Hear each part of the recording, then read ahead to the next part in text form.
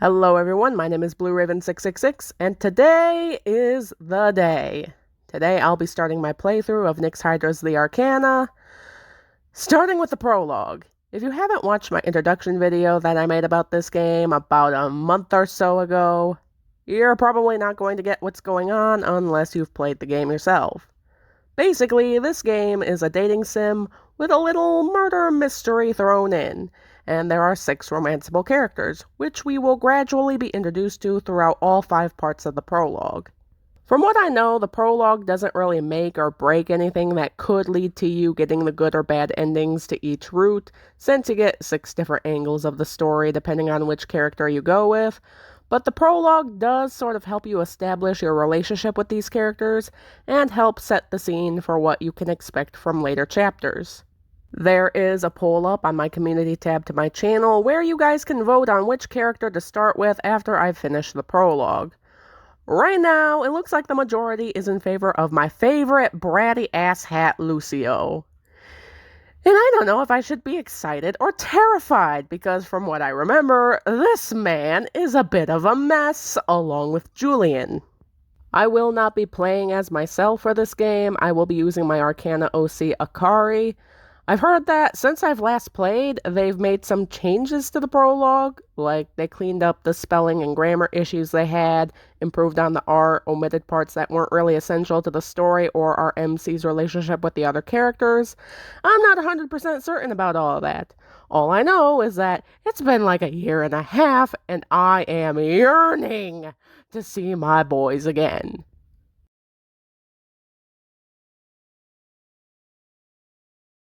My name is Akari. I'm a student of the magical arts. I live and train in the city of Vesuvia. Tonight, the fog is thick, blanketing the street in an ethereal, milky glow. I linger at the window to appreciate the tranquil scene before drawing the curtains shut. I'll miss you. My master Asra, the fortune teller. I know nothing of his past, yet he's taught me all I know of magic. Must you leave tonight? It's the dead of a moonless night, the right time for beginning a journey. Here, take this, for you to play around with while I'm gone. A gift? How unusual. My tarot deck. That's the last thing I expected him to give me. The tarot deck is Asra's own creation, imbued with great power. And here we come to our first decision. We have 2 options here. You think I'm ready, Master? Or you think I want your creepy deck? So, the options are be respectful or be an asshole. Well, I know Akari wouldn't go with the second option. We're a student of the magical arts, for crying out loud. How are you going to go and call a tarot deck creepy? You think I'm ready, Master? You're still calling me that? You know I can't answer that for you. You've made incredible progress, but you still won't let go of your doubt. Do you think you're ready? In case any of you are wondering, this isn't exactly how it would go in real life. There is no, am I ready to use tarot cards, especially if it's in the context Asra gave of just playing around with them and getting used to them and forming that bond between a reader and their deck. For more advanced decks that are harder to read, sure. But to be a reader in general or to start honing your skills, not so much. There's only, do you want to start learning or don't you? And again with the choices. Akari takes after me, and technically Asra did answer our question. There are some things when you are learning tarot or witchcraft that a mentor cannot answer for you. You have to trust your intuition and gauge whether you're really ready or not. So, in this case, our best course of action would be to ask the cards. Excellent suggestion. A few rays of starlight peek through the gauzy curtains. It's been a while since we've practiced. Okay, now this is an option where I'm going to be a little bit more direct. Akari isn't really all that cocky or boastful about their skills, so they'd never suggest that they've perfected their technique, especially since we just asked Asra if we were ready. Plus, it's already been kind of implied that Asra leaves for these types of trips a lot, and doesn't give any reason. So, because you're always gone? Maybe. Someday you'll find a real teacher. Well, I'm here now. Let's see how powerful you've become. He's always going on about how powerful and gifted I am. His confidence is heartening, but I don't know where it comes from. When we sit down, something brushes along my ankle, smooth and cool. A long purple serpent winds her way up Asra's arm. She flicks her tongue at me. It's Faust, Asra's familiar. She's pleased to see me, I think. If we're all here, let's begin. I shuffle the deck. His gaze follows the cards as they slip through my fingers. Okay, so I've played through the prologue 100 times in the past, and from what I've observed, it doesn't really matter which card you tap on when this screen shows up. It's the card that's meant to show up for the scene every single time.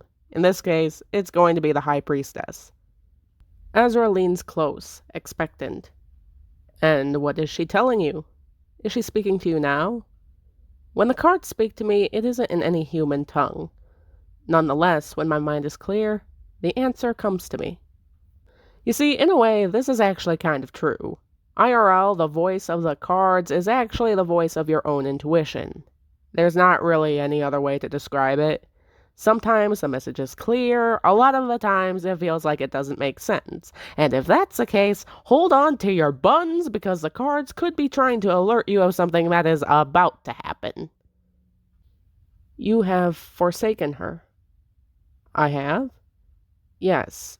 You've pushed her away and buried her voice. Asra frowns, but says nothing, waiting for me to continue. She calls out, but you won't listen. Master, if you ignore her... A sharp knocking startles all three of us.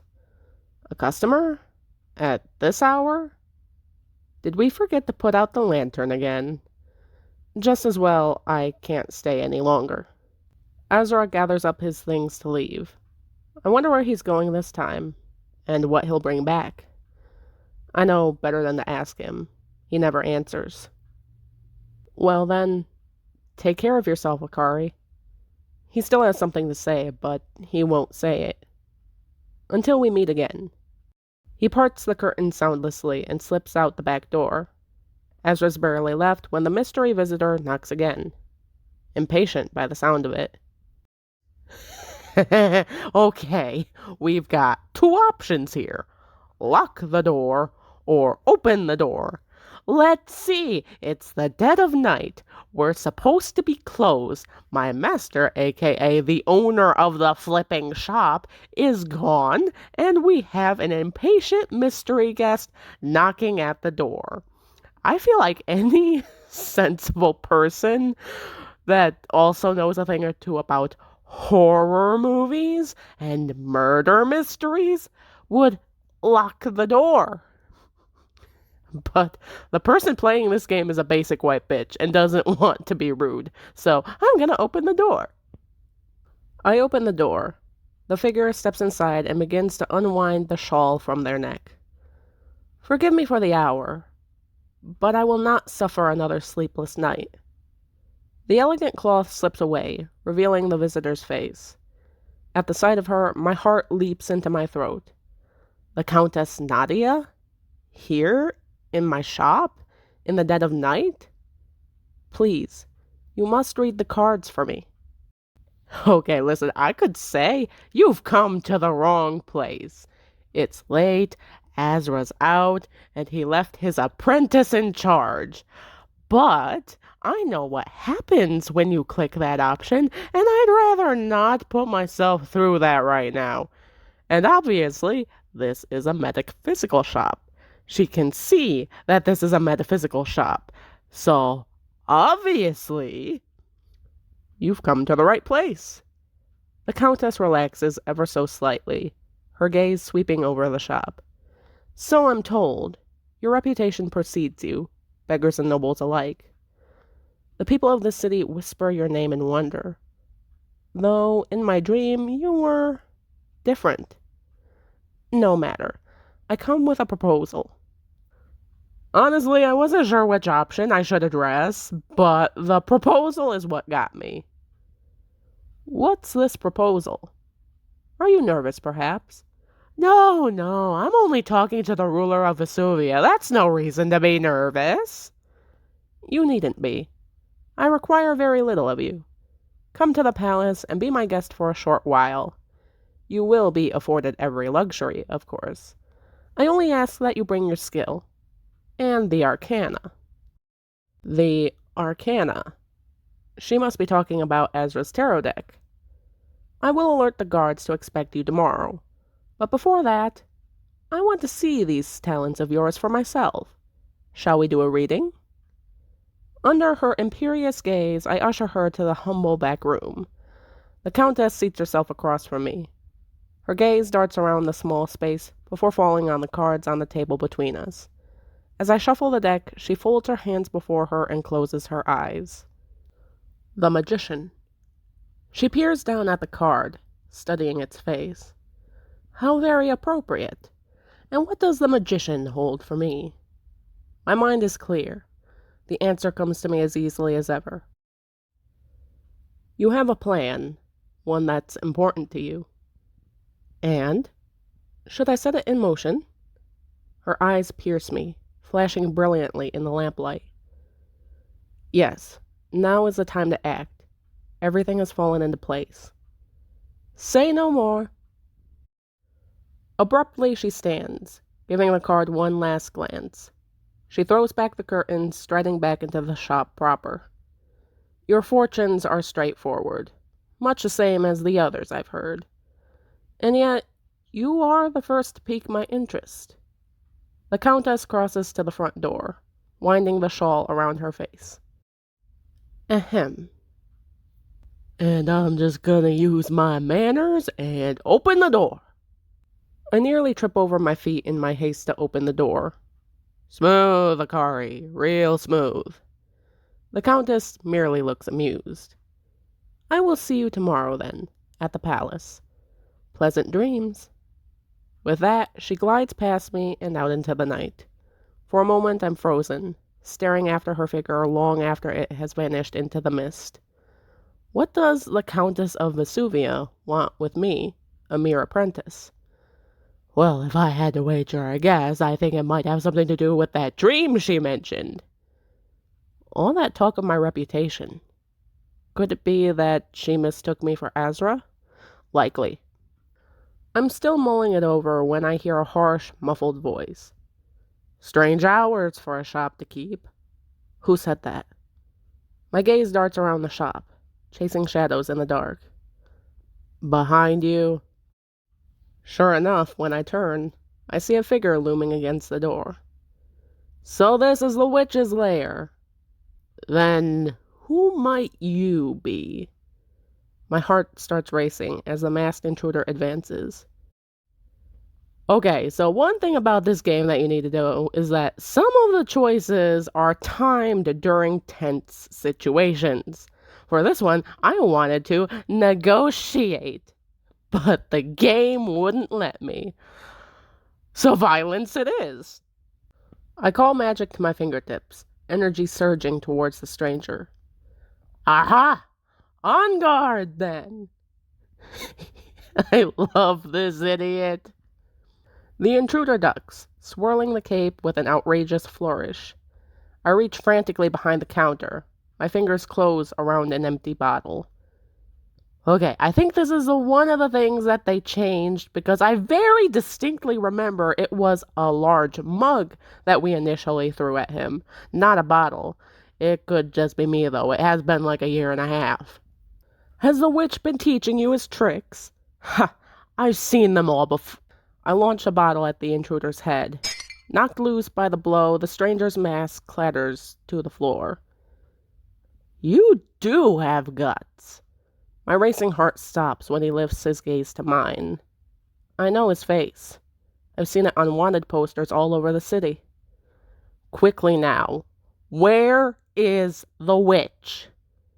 I glare up at him, speaking through gritted teeth. Master Asra is gone. I don't know where. The intruder wipes his bloodied brow.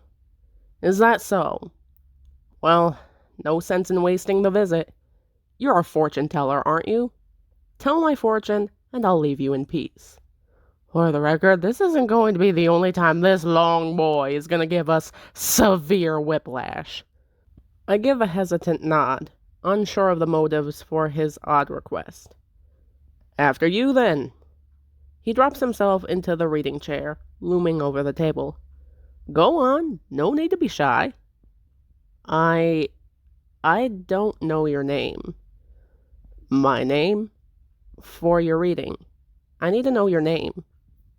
Oh, right. Yes, of course. You can call me Julian. Hesitantly, I take my seat, his eyes tracking my every move.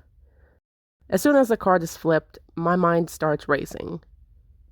Death. The card whispers to me, but before I can understand it, Julian interrupts. Death? Death? He barks with uncontrollable laughter. He turns away from the cards, raising his eyes to the heavens. Death cast her gaze on this wretch and turned away. She has no interest in an abomination like me. Don't ever do this if you're ever getting a face-to-face tarot reading from an actual reader. You can't just really judge all the cards at face value and cut the reader off before they've even finished giving you the full reading. It's very rude and very frustrating for the person that is actually doing the reading. So please don't do a Julian. Don't be like Julian. He strides out of the room without a backwards glance. Overcome with confusion, I follow at his heels. Wait, that's not what death means. But Julian heaves a heartfelt sigh, shaking his head. No, my fate is sealed. But you've been hospitable, so I'll let you in on a secret. I threw a glass bottle, at your head. You call that hospitable? Your witch friend will be back for you. He's taught you his tricks. You may even say he cares for you. He lifts his mask from the floor, staring into its glassy red eyes. But when he returns, seek me out, for your own sake. Don't let him fool you, shopkeep. After giving me a long, hard look, he fixes his mask in place. Well then, the hour is late, and I'm out of time. With a swirl of his great black cape, he throws the door open. It slams shut behind him as he disappears into the early morning fog. And that, I think, is where I'm going to leave off this video for now. So far we've been introduced to the main three of this story, Asra, Nadia, and Julian. For the record, I did leave some small parts of dialogue out for the sake of time, just because I don't know how long this video alone is going to be. If I can do the next 2 chapters of the prologue in the next part, I will, but for now, that'll be all for this video, you guys. Thank you for watching. Let me know what you thought about this video down in the comment section below, and if you're interested in the poll to vote on which character we romance first after the prologue, the link to that will be in the description below. My name is BlueRibbon666, and I'll see you in the next video. Bye-bye!